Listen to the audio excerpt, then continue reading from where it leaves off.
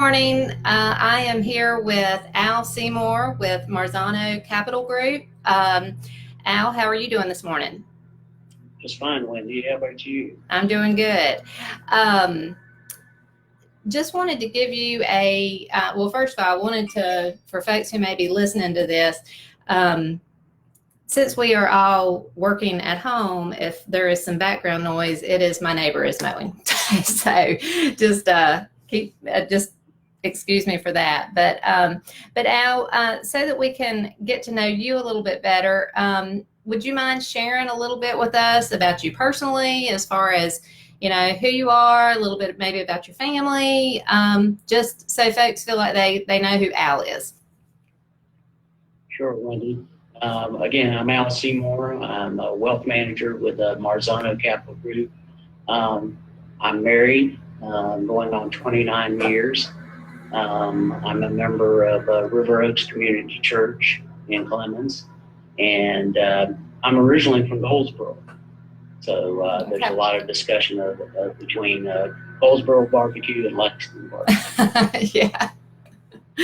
Okay. Well, you are with Marzano Capital Group. So explain to our listeners what that business is about. What do you all provide your clients?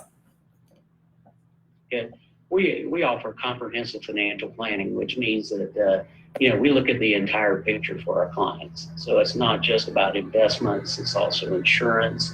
It's all those things. It's really about helping people find financial success through reaching their financial goals. Okay. That's what we find extremely important. Okay. So just so folks maybe have a better understanding, what would be an example of somebody who might reach out to you for services? Okay. Well, we really work with a broad spectrum of clients. Okay. We work with young, we work with older. I work with small businesses. I work with a lot of widows and widowers, people really who are looking for someone they can trust. Okay. That's the big thing that we're looking for. And most of my clients have been with me for 20 plus years. Okay. Okay. So a broad spectrum. Okay. What, just out of curiosity, and I know this is kind of off script from the questions I sent you, but since I have a feeling a lot of individuals, but probably a lot of small businesses may be listening to this video, what service would you provide them? Because I always assume that with a company like yours, you were basically working one-on-one with individuals, or a husband and wife who may be working through their financial plans. But what does that look like when it comes to dealing with a business? Well, with a lot of small businesses, you have a lot of pass-throughs. So, really the small business and the personal financial matters are pretty much intermingled. So a lot of people don't look at it that way, but that's true.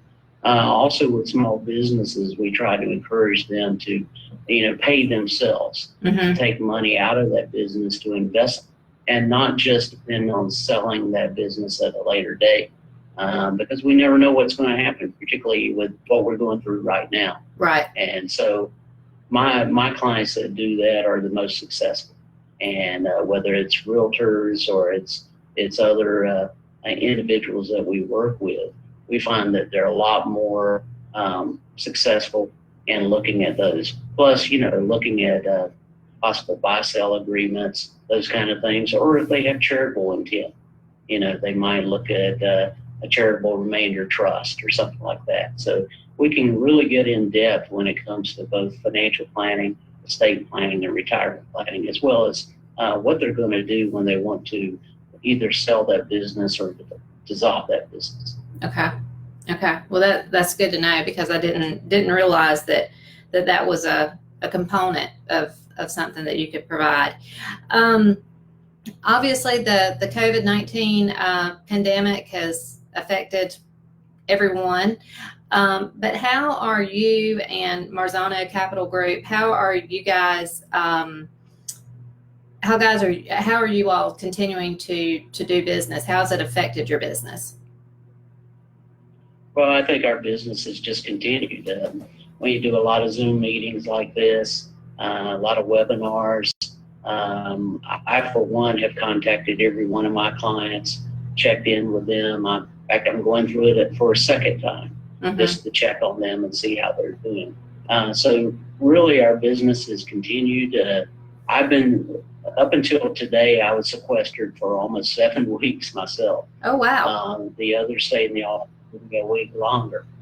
But I'm an asthmatic and type 1 diabetic, so I didn't want to take any chances. Okay. And so, our staff took their telephones home, the computers home.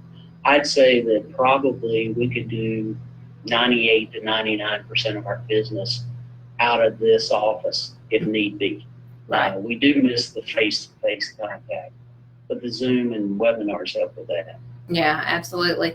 I would imagine when all of this, especially when all of this kind of first hit, considering the line of work that you're in and the impact it had on the stock market and those types of things, I imagine you probably were inundated with concerned phone calls and those types of things. So was that the case? Well, no, not really. Really? We take a lot of time, trying to work on their risk tolerance, trying to make sure their portfolios are set up properly. Plus, a lot of our clients, we went through this in 2008. So they're very well aware of it. Those that got upset in 2008, it was generally because they were too aggressive and they hadn't really followed our advice. So then we were able to get them to change their portfolios. They understand that the market goes up and the market goes down. And we continue to do that. I'd say that really I've only had 2 clients that were really concerned, and those clients were not with me in 2008. And so quite frankly, one of them was way too aggressive. I told them that up front. I said, you'll enjoy it when the market's great, but when the market goes down, you're not going to be happy. Right. That's exactly what happened. So by spending that amount of time and really asking the tough questions about their risk, we have avoided a lot of those problems that I think that other firms may have. Okay. There's a lot of, like you said, in 2008, we kind of went through that. So what kind of, I know this is sort of like the last question I sent you, but considering we have kind of, I don't want to say we haven't lived through it from the perspective of a pandemic, but in terms of the financial aspect, what kind of encouragement, what kind of, what can you tell folks who weren't with you in 2008 and now here we are in 2020, how sometimes things do correct themselves to some degree? Right. Well, and that's true. The first thing we say is stay calm, because it is emotional. But if you let your emotion control your financial matters, you can get yourself in a lot of trouble. And we just try to convey that, where we try to be understanding. We listen to our clients, try to understand where they're coming from. We never know what's going on individually with clients, so we need to understand that first and take the time to really listen.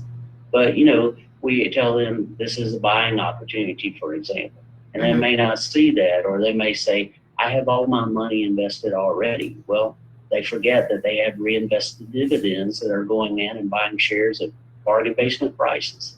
Right. So then they say, well, I forgot about that. Or they may say, well, why come my account's going down so much? Well, you're pulling income off of that account.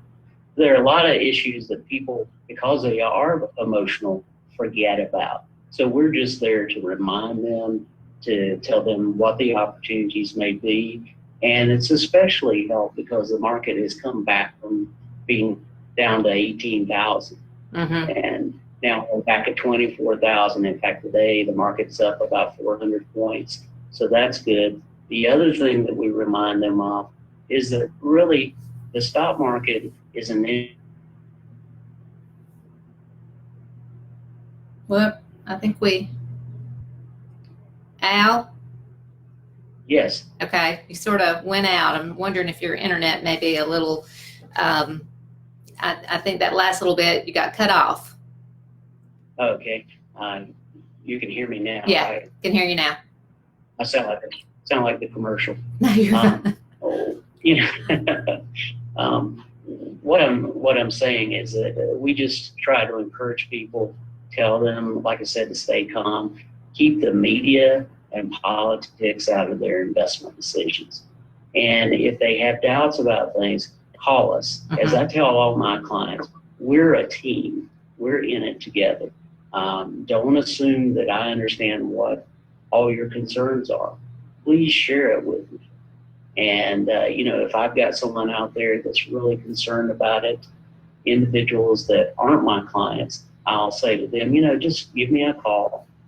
We have a great tool called Riskalyze, where you measure the risk of particular portfolios, the cost in those portfolios, and that has been great. Okay. And, they weren't aware of the large amount of risk that they had. Okay.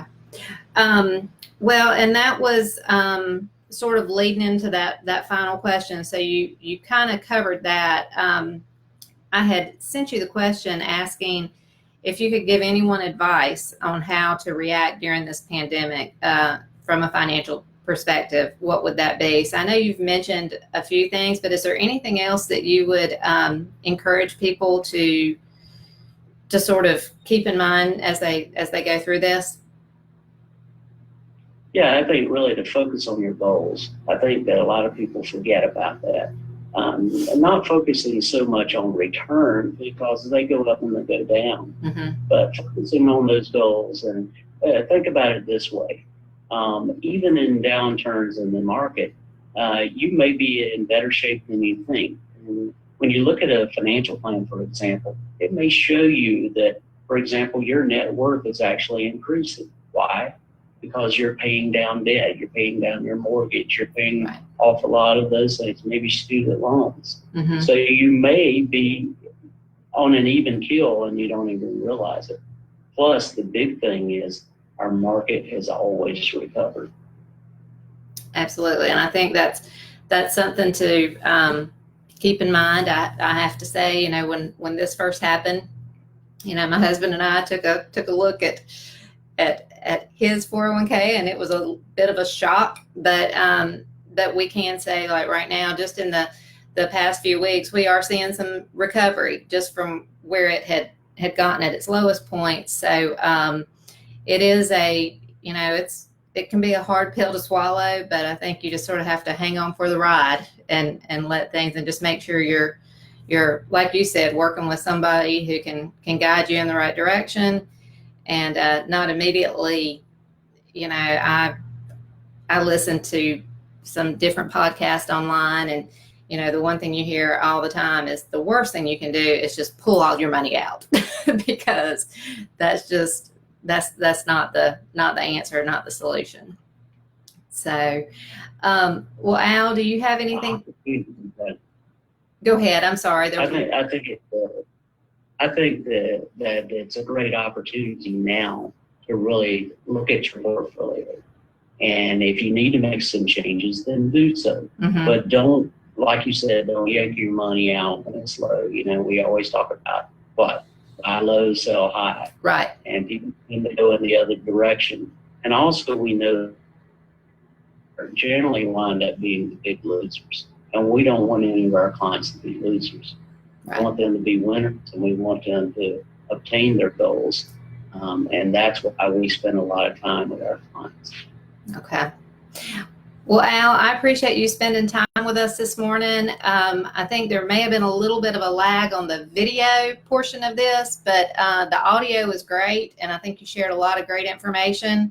So if anyone would want to get in contact with you, what is the best way for them to reach you?